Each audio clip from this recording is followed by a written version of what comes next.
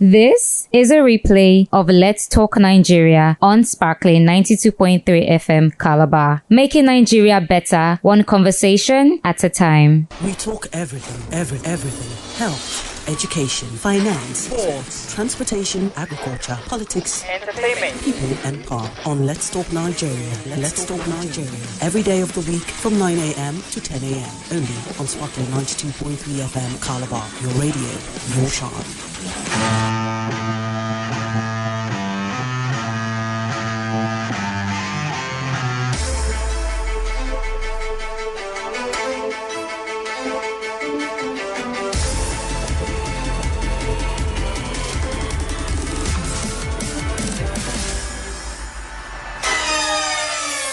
It is a Friday and it is time for us to talk Nigeria. Welcome to Let's Talk Nigeria, broadcasting live on Sparkling 92.3 FM, your radio, your shine. Well, before we delve straight into today's discussion, by the way, I am Sidney Williams Ojeka. Usually, I'm always honored to be here with you. Well, before we delve straight into today's discussion, we will just go through national stories, most especially the ones that are trendy for now.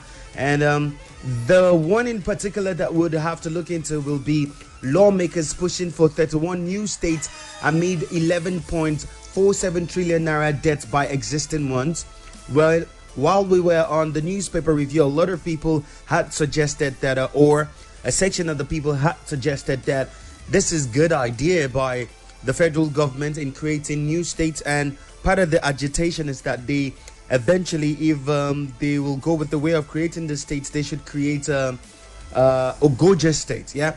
But Southwest may top with 13 states, Northwest with 12 states, Southeast with 9, and national economy can't afford 67 state republic, says expert.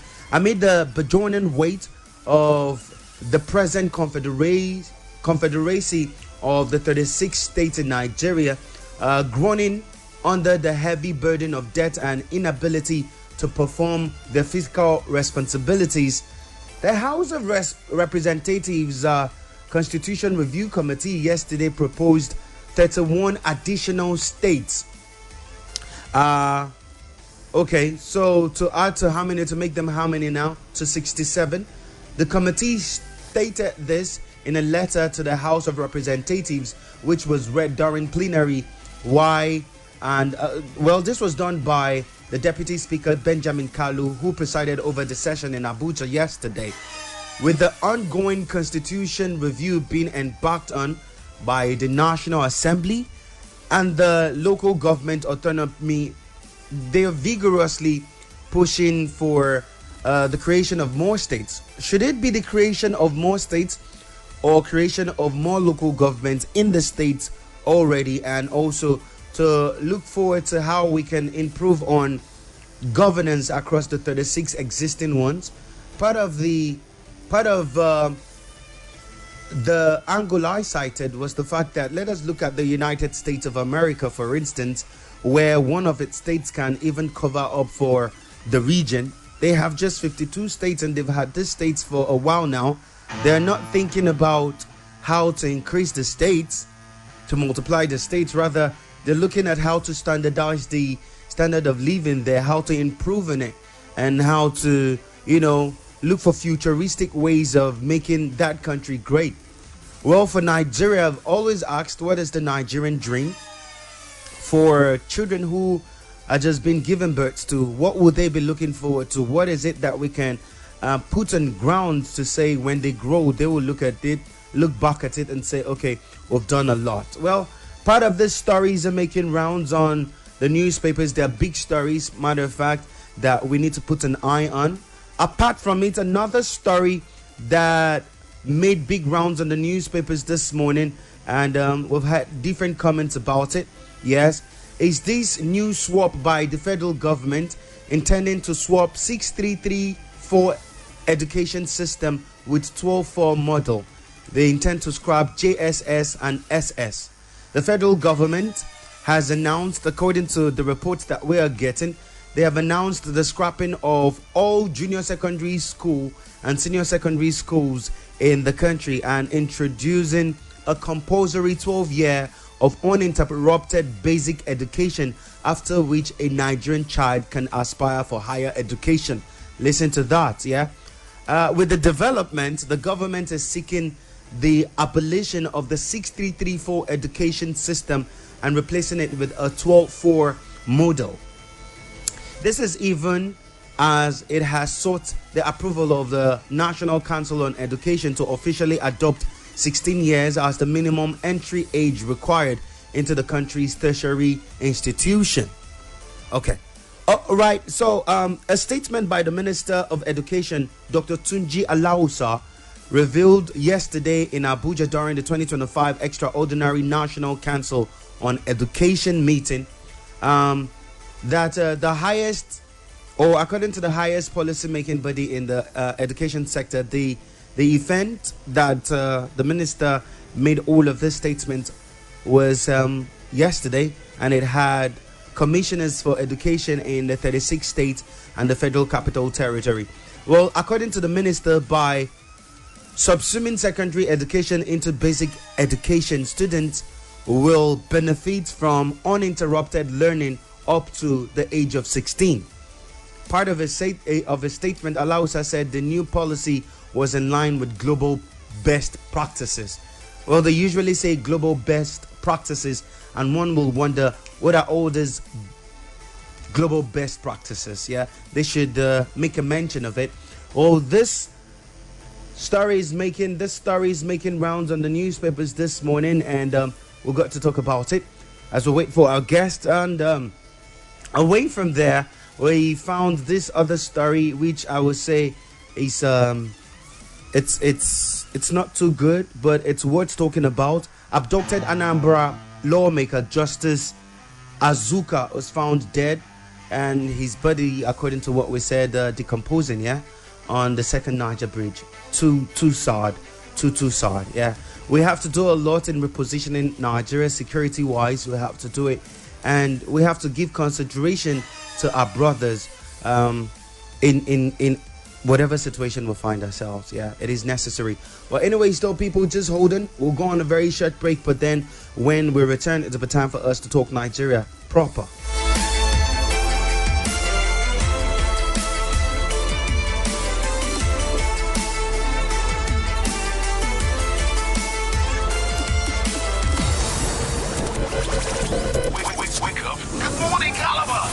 Wake up feeling fresh.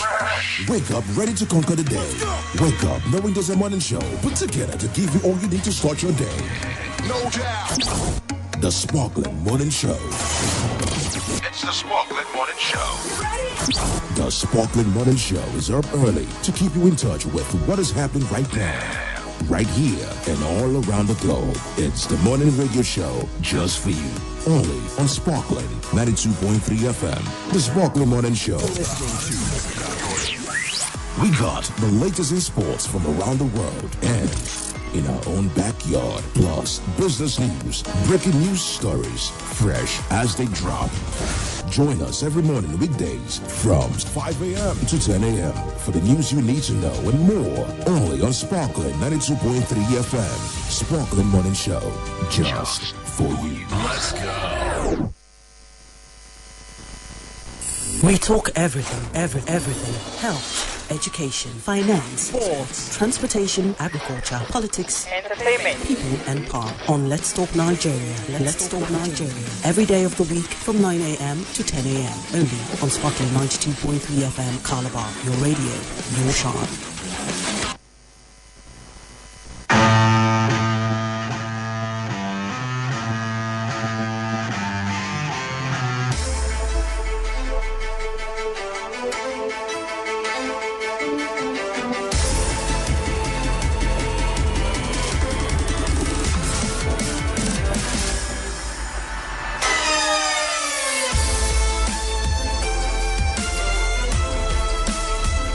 Okay, thank you very much for sticking around with us. It is still Let's Talk Nigeria, broadcasting live on Sparkling 92.3 FM, your radio, your shine. It is now time for us to catch up with national stories making round. And like I said, we made mention of just top few that we would want to talk about. Yes, it has to be. The first one will have to be the creation of 31 new states. And one will wonder, the creation of 31 new states, will that be the way to go now, looking at the trajectory of Nigeria and how we're fared over the years? But joining us this morning to make sense of all of these national stories right this morning we have with us Mr. Effiong Nyong, who is a public affairs analyst, an economist, and also a journalist. Good morning to you, sir. Good morning, Kenny. Good morning. Nice to have you, sir. Well, big story that we stumbled upon this morning and would want to talk about it. The approach or the intention of creating 31 new states. One will wonder, should this be the next route for Nigeria?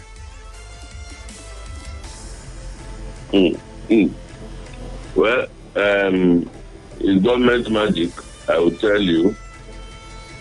First, you want to wonder at what point did they consider this? When was it conceived? Who are the agitators? What's the intention of government at this time of economic recession, at this time of great instability in the nation? That's on one hand. On the other hand, you want to say 31 states. If you add 31 states to what we now have, you will be talking about 67 states. Yes. Can we afford it? For the same government that does not have money to execute anything, all of the projects that this government or the government before it planned, they couldn't execute. The ones that they are embarking upon, they cannot execute. The ones that are in the budget, they cannot execute. If we check the budget of 2024, the performance level was less than 20%. And that government says it wants to create states. You can only understand that it is a huge joke. That's number two. Number three, is it desirable to create states? In a normal setting, one would have said yes. Create some states, yes. But as much as 31, I don't know, I don't understand. Mr. Effiong, what makes the setting, sir? What makes the setting normal? You said in a normal setting. What makes the setting normal?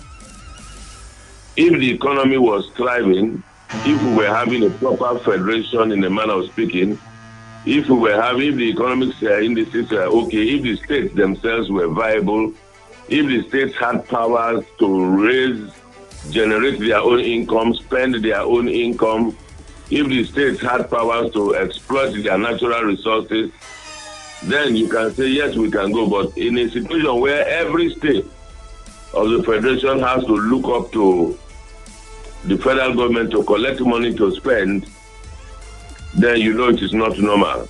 The only state that looks normal or looks viable is Lagos. And Lagos, for instance, is being prompted and continually positioned to make so much money because of the location of the ports that they have in Lagos and the surreptitious way of ensuring that 99% of all of the imports and exports of Nigeria pass through Lagos. That in itself keeps Lagos ahead of other states. A situation whereby oil headquarters of businesses, whether in the oil or financial sectors, are all in Lagos, keeps Lagos at the point whereby Lagos can make money and of course can able to survive on its own. Other than that, there's nothing like any state that is self-sufficient in Nigeria. And the Nigerian government says it wants to create states. It's just a huge joke. That's the one. That's one. Then the other side of it is when I say yes, it is desirable to create some states. Nothing would have been wrong if government says it's going to create 4 more states, for instance, and the 4 more states to raise it up to, say, 40. Then one would say one wants to make sense of it. Because if you look at the old provinces in Nigeria, there used to be about 24 provinces. And in those provinces, there used to be, in Cross River State, for instance, there used to be the Cross River State, there used to be Calabar Urban County Council, there used to be the Ogoja County Councils. And in the old Nigeria, in the old Eastern region, or the old regional administration in Nigeria, only those two in Cross River State, only Ogoja has not been created as a state.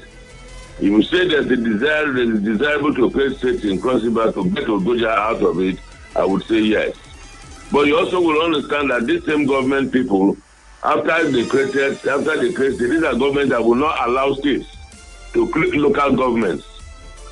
Especially whereby a state like Cross River has a landmass that is times 3 or times 4 of Akwa Ibom State, has 18 local government areas, and Akwa Ibom with a landmass of less than Akampa and Odukwani, 2 local governments in Cross River State, has 31 local government Okay, areas. so Mr. Effiong, should it be, pardon me there to chip in, should it be the creation of more states or more local governments in the state so that at least governance can get closer to the people? There has to be a proper restructuring of Nigeria. Restructuring in terms of the mapping, restructuring in terms of the financing, restructuring in terms of the politics, and that is talking about the electioneering process, restructuring in terms of the governance process, restructuring in every ramification, restructuring in the educational system for consolidation so that people can go to school, restructuring in the education system so that Nigerian public schools should be restructured to go back to what they used to be so that Nigerians can go to school in Nigeria and not take the scarce foreign resources that we generate through petroleum and take it abroad to go to school while the educational system, the public education system, continues to crumble. So the restructuring that government needs to do is in several areas. The issue of wanting to say you want to create for the 31 states is to create villages. Create villages so that the political empires are created, so that the villages that are created will be very, very weak, because none of it will be able to stand alone. Create confusion in the system so that the current government that is proposing all of this can hold on to power. Okay. The power that is so temporary, power that they cannot understand what they will even see tomorrow, is what they are trying to do to hold on to power. And that's all they're doing, pure politics. Mr. Effiong, if we get to look at this, if the proposal scales through and is assented to by Mr. President, Northwest, with its existing 7 states, will now have 12. Southwest, with 6, will become 13. States in North Central will rise from 6 to 12. Northeast states will increase to 10 from 16, from existing 6. So looking at all of these structures together, if you say we should restructure Nigeria, where should the restructuring be then, eventually? If we're restructuring Nigeria, if they want to, in terms of the structure of the states, Nigeria should be broken down in such a manner that we direct our restructuring to the politics. Okay. Where we will have equal representation from the east, equal representation from the west, equal representation from the north, equal representation from the middle belt, equal representation. Representation should come from ethnic nationalities, where every nationality is represented and one vote will be one vote. The kind of representation that we currently have, where the whole of southern Nigeria, even as a bloc, cannot outvote the north in a national assembly, does not make meaning. More states will create more representation for the north, more representation, and a place like a south-south or southeast, for instance, will continue to be disadvantaged. And people like us that come from very tiny villages and hamlets in Bakassi will have no voice. So when we talk about restructuring has to be along the lines of ethnic nationalities, so that every ethnic nationality has a voice in our National Assembly, and not on the basis of land, not on the basis of that is kind of religion. Okay. For instance, when Sani Abacha created states in his time, Kano State used to be 40 states. The same Kano there was 40 local governments. Sorry. It used to be 40 local governments. Yeah. And that 40 local governments included Jigawa State. Yes. Jigawa State was created out of Kano. After they created Jigawa, that Jigawa that was created out of Kano State is 27 local governments. The remainder of space that was left in Kano was created and made 44. When you take the old Jigawa, we take Jigawa and the Kano states together and look at local government representation, they have 73 local government areas. and Cross River State has 18. Okay. So when you look at all of this skewed, badly skewed creation of states, you know that there's so much injustice in the Nigerian system. All right, Mr. So Effiong. one would expect that if this government say they want to do restructuring in terms of land mass, in terms of state creation, those are the injustices that they should go and look at and address. Okay. All right. Yes. Thank you very much. Thank you very much, Mr. Effiong. Mr. Effiong, just hold on right there. I'll come back to you because now we're being joined by the Commissioner of Transportation in Cross River State. He's here with us, Pastor Cobham Asuko. Good morning to you. Pastor Ekpeyong. Ekpeyong, rather, pardon me, Ekpeyong Cobham. I don't know where that Asuko is always coming out from. Good morning to you, Commissioner. Nice to have you here with us, sir. Good morning, Senior Williams Ojeka. Yeah, thank you very much. Why are you with your pastor voice? It's nice to be here. Thank you very much, sir. Well, we're talking national interest and national stories. The particular one we're talking about is this new proposal of an intention of creating or to create 31 new states. And I was just asking Mr. Effiong Nyong there, do you posit that it is necessary for us to have additional states? Definitely there is need for us to have additional states.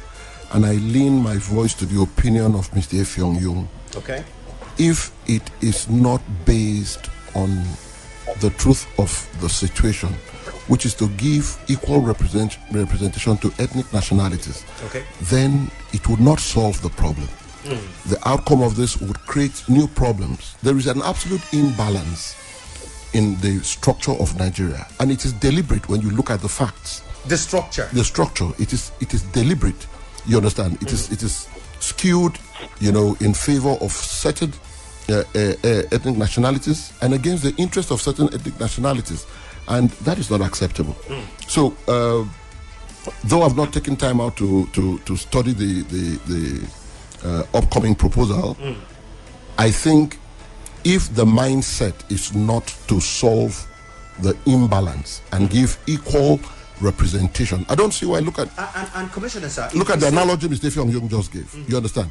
Jigawa State was created out of Kano. And in total, they have about 74. Before then, they had 40 local governments. And after the creation, the Jigawa has 27. And then Kano now has 44. Yeah. Well, I mean, what kind of mathematics is that? And this is Cross River. As big as Cross River is, we have only 18. We have just 18 local governments. That's unacceptable. Look at Akampa. Look at Lagos State. Look at Akampa. Look at Ogoja. Look at Bubra. Okay. Look at Biase. Look at Odupani. You understand? In the north, those landmass should be a minimum of like 4 or 5 local governments. So it's an outright imbalance. Well, another angle I would want to look at it, sir, before we go on this very short commercial break. And Mr. Effiong, just hold on right there. Population census that said it is necessary for us to conduct population census. Absolutely. We even heard it. It was the last time that they were in the plenary. They were talking about the need for us to have census so that at least we can substantiate. At least finally, these are the numbers of people we have in our country. Will this help maybe in the furtherance of the creation of more states? It will help. It all depends on the intentions of so it goes back to the intentions of the persons. Having accurate data is imperative for proper planning. Okay. You understand? But the issue is, would the process not also be hijacked or compromised? The process of census. Of the census to bring up, you understand, incorrect data. But it is imperative at this point in time that we move beyond projections and talk about actuality. Okay. You understand? So that some of this falsehood, you understand, can be substantiated. So state has so projected number. No, there are more than this. Sorry, let's get the details. Okay. And let's get the facts. So first and foremost, the planning has to be structured and the intention has to be right. And the implementers have to be committed and sincere to the purpose for which they are being put there, so that the figures that come out are accurate and dependable enough for national planning. Okay, sir. We will go on a very short commercial break. And when we return, we still have with us Mr. Effiong Nyong on the phone with us, and then we have the Commissioner for Transportation with us here, Pastor Cobham. When we return, we would want to look at all of this here. There's also the introduction of a certain 12-4 model for education. They said we should let go of our 6334. And we also heard about the reintroduction of toll gates in Nigeria. Looking at all of these national issues together, how do we position Nigeria that whenever we make policies and we make decisions, the ripple effects, the positive ripple effect is what we get more than the negative one? When we return, we'll get to talk more about this. Yeah, people, it's getting interesting. We'll be right back.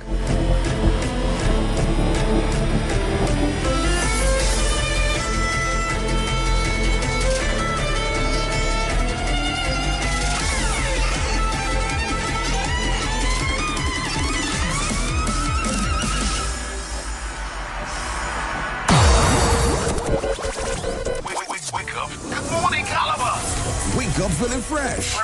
Wake up ready to conquer the day. Wake up knowing there's a morning show put together to give you all you need to start your day. No doubt. The Sparkling Morning Show. It's the Sparkling Morning Show. The Sparkling Morning Show is up early to keep you in touch with what is happening right now. Right here and all around the globe. It's the morning radio show just for you. Only on Sparkling 92.3 FM. The Sparkling Morning Show. We got the latest in sports from around the world and in our own backyard. Plus, business news, breaking news stories, fresh as they drop. Join us every morning weekdays from 5 a.m. to 10 a.m. for the news you need to know and more. Only on Sparkling 92.3 FM. Sparkling Morning Show. Just for you. Let's go. For us here at Sparkling 92.3 FM, to be socially relevant means that we are in tune, literally connected to the burning issues of the society. You see the conditions of the economy today, and then you now try to insult our collective intelligence by telling us that there's increase in employment in the country. We know that is not true. It's a lie. That is fallacy. People actually tune onto our podcast every day, not just to be informed, educated, or entertained by us. Talk to me. Now hungry, they catch me. Hey, hunger, they catch you. You don't drink water? I don't drink. I sip Gary. No way. No very good. But also to be the agency that facilitates real change in the society. I beg, I take God beg you. Tell my governor to pay us salary, minimum wage. I beg. Okay. Yes, sir. That's a responsibility that we recognize and take seriously.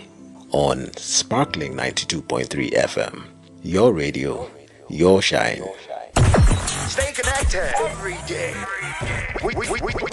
We sparkle on your radio. Sparkling 92.3 FM Calabar.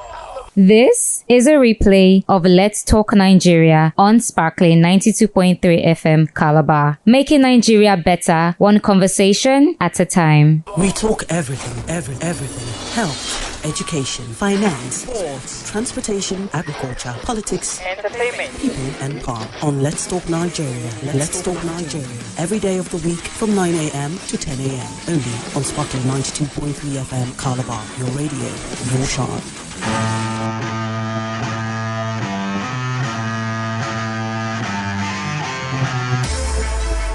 Welcome back, Nigerians. Welcome back, Crossoverians. We're still back at it. It is Let's Talk Nigeria right here on Sparkling 92.3 FM, your radio, your shine.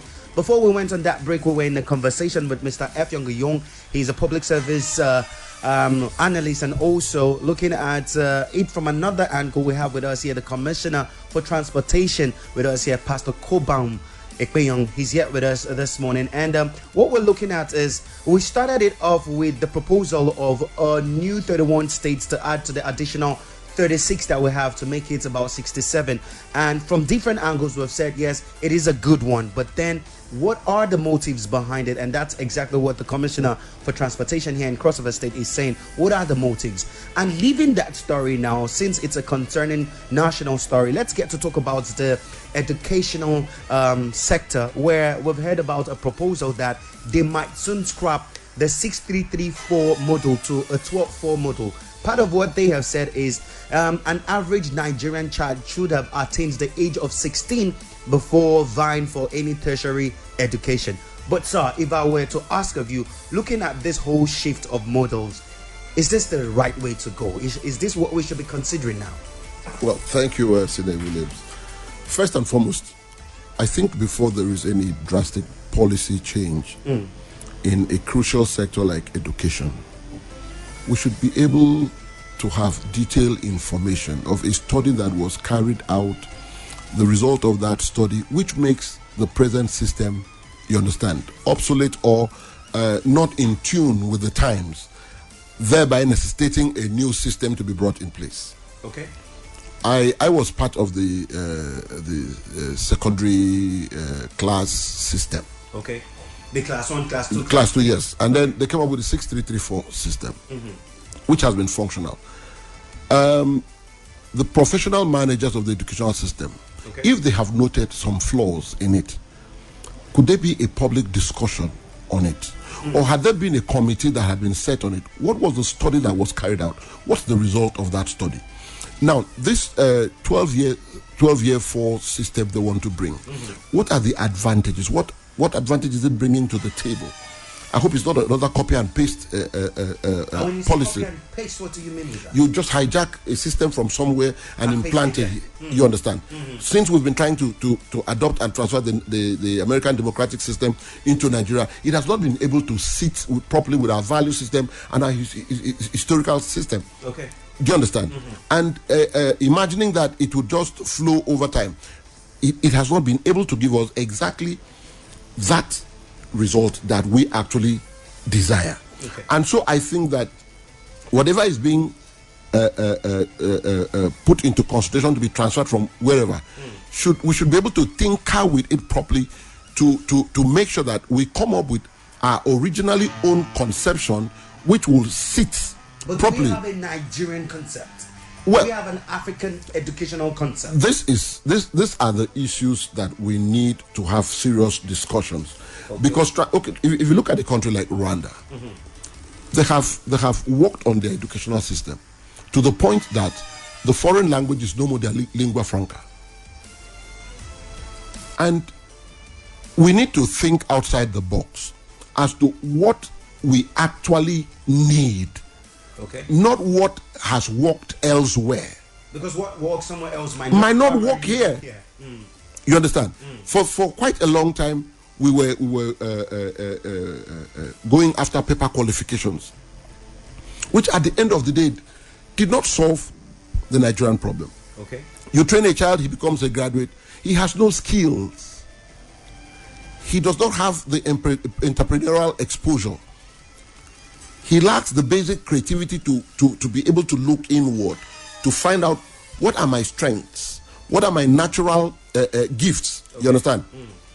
Education is beyond you going to teach a child A for apple before. Do you have apple as a major agricultural plant in Nigeria? That you will show to the child so that they can get acquainted to it. These are the issues.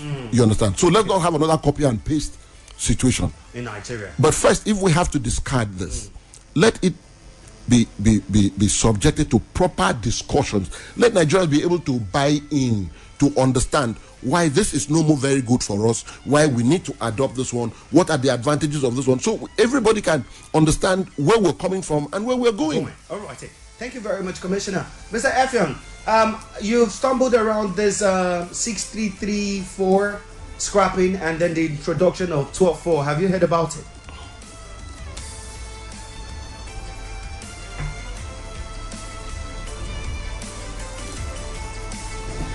Give us something to talk about and bother about and keep talking about when they have no intention of, because they know that this discussion will take us another 1 year or two before we know what is happening. Everything will have ended. So you see this as a distraction?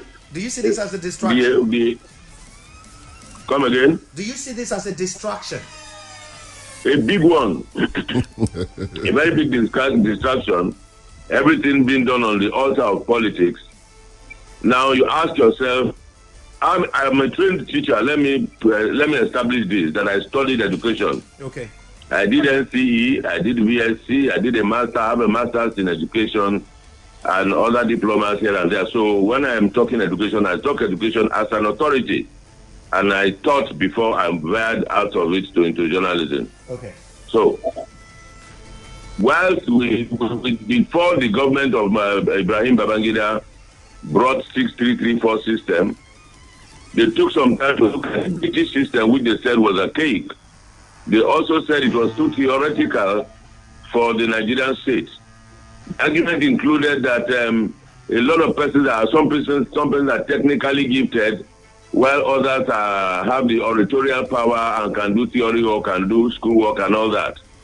It was also during that period that they had a rise in the creation of polytechnics so that people can go into area of technology and IT. Of course, it was introductory technology at that time. Computer IT, as we know it today, wasn't popular. That was in the late 80s. And they introduced that educational system. The question you ask, why did that educational system, why is it not working? It's not working because the workshops that were supposed to be created across Nigeria were not created. Infrastructure that was supposed to be, appliances that were supposed to be installed across secondary schools, in the junior and secondary school sections across the country, were not done.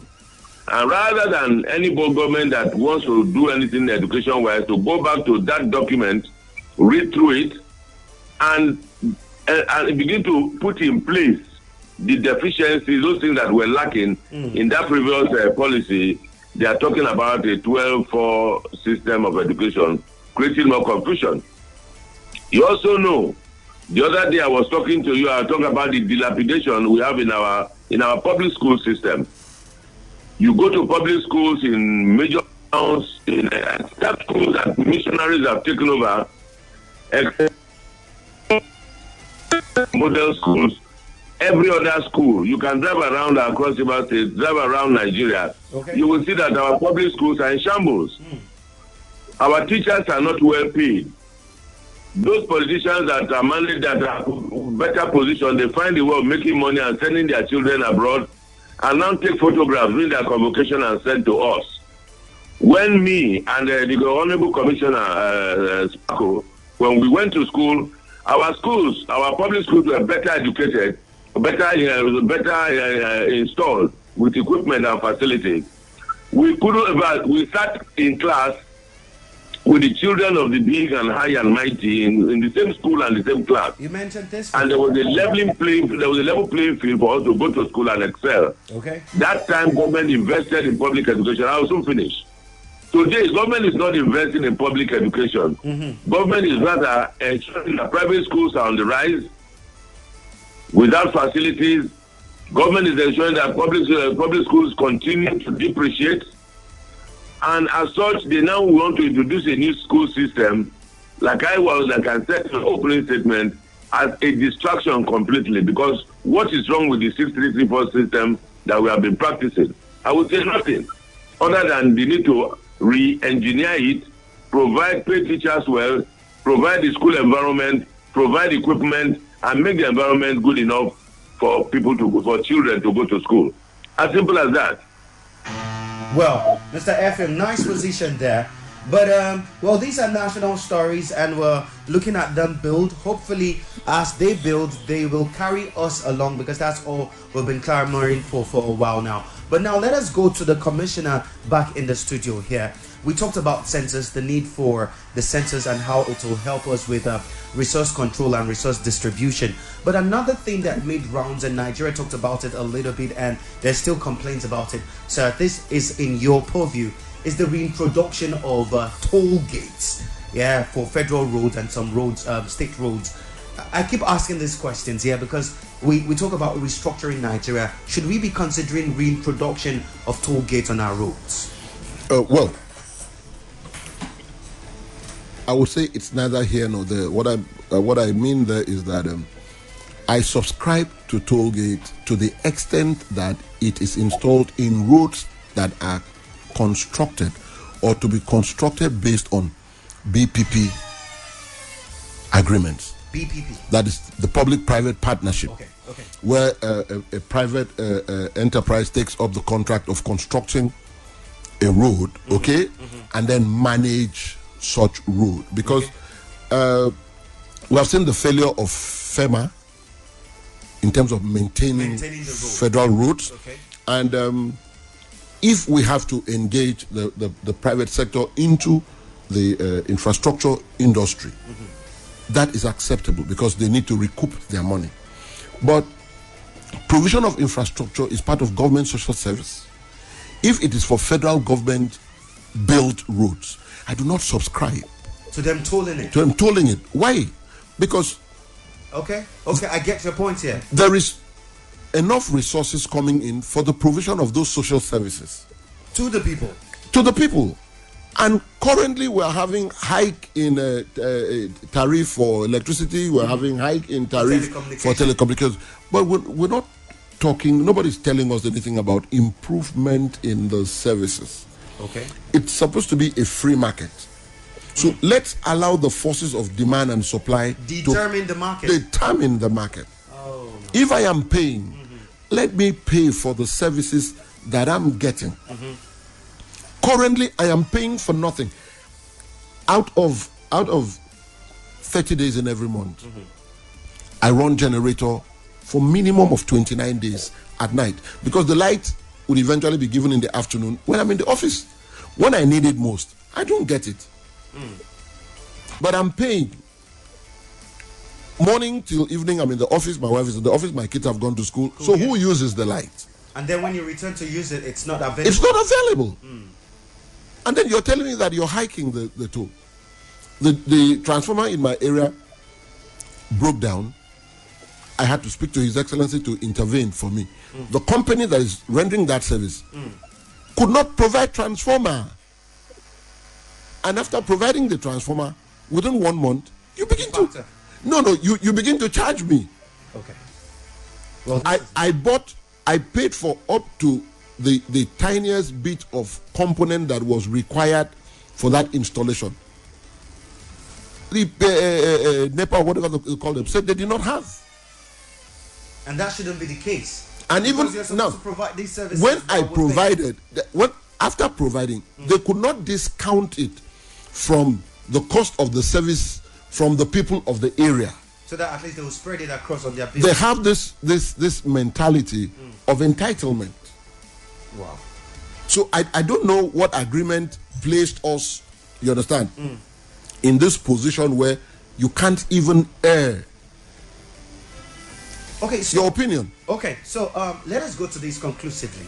If we are to restructure, because that is everything we are saying, in just few words, if we are to restructure, what are the steps? Do this, it will result to this, and then we will tackle it from here. Well, first and foremost, yes, sir. Politics is a dynamic thing. Okay. The factors as at yesterday might be a little bit different from today. True. And we cannot do that on the basis of the current representation we're having in the National Assembly. Okay. They can't discuss that in the interest of the people, because they emerged by a political contest. The best of representative in any community might not actually have the money to contest an election or go through the process of the politics. So let every community send their advocate who is to represent them in another national conference. Wow. Will that ever get to see the It is possible if we want to do the needful. And when you say we, you mean we the people? We the people. Let us we the people for the first time. Because the Constitution says we the people. We the people were not there when it was... Yes, of course. And we had no opinion. So let we the people, because at this time now it shouldn't be a subject of contest.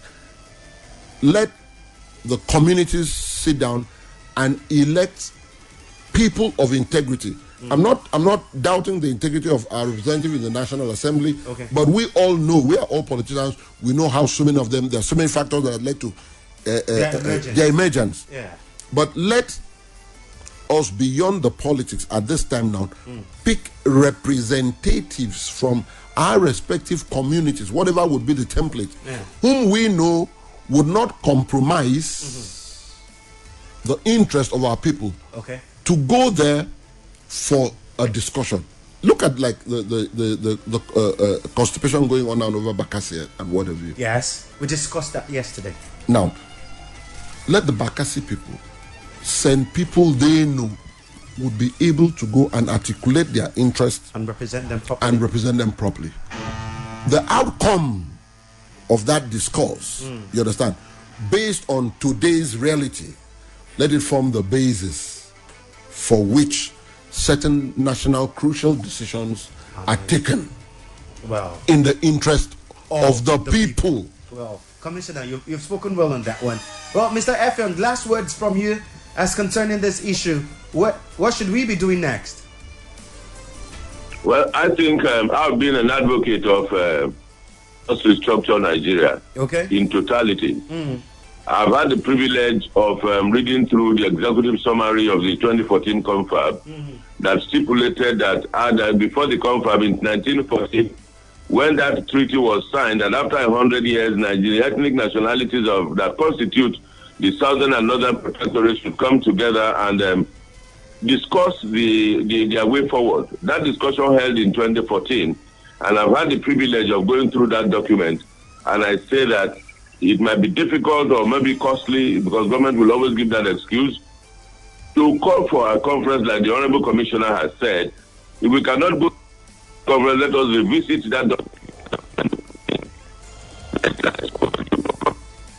Not just in the South, not just because those of us are from the South or minorities here will always clamor for betterment of our situation. For the issue of representation, the people in northern Nigeria are quarreling and are fighting. Most of the fights we have in northern Nigeria today is that the Hausas, having discovered themselves, are fighting the Fulanese, who have dominated them with the religion of Islam. The Hausas want to express themselves because the people that represent northerners from Sokoto to Kanuri to everywhere. Mr. Effiong. Oh, that's a sad one. That's not on our part, but then, well, we have gotten to a tail end of it, and this is how we wrap it up. Well, the Honorable Commissioner for Transportation, yes, Pastor Cobham, has said it all, and also Mr. Effiong, they've posited that whatever it is we intend to do in Nigeria has to be intentional, and intentional is we have to be able to differentiate our motive from our political stand, and this will go a long way. Honorable Commissioner, thank you very much for coming around here with us, sir. Thank you, Senator Williams. All right, sir. Thank you very much. Well, we hope to bring you back here on a more emphatic one, because when you come here, it's usually feisty. Thank you very much. Thank you so much. All God right, bless sir. you. Perseverance, this is where we get to draw the curtain for today. This is where we say au revoir for the Sparkling Morning Show. Remember, Nigeria is all asked to build. All hands on deck. God bless you all. I am Senator Williams Ojeka.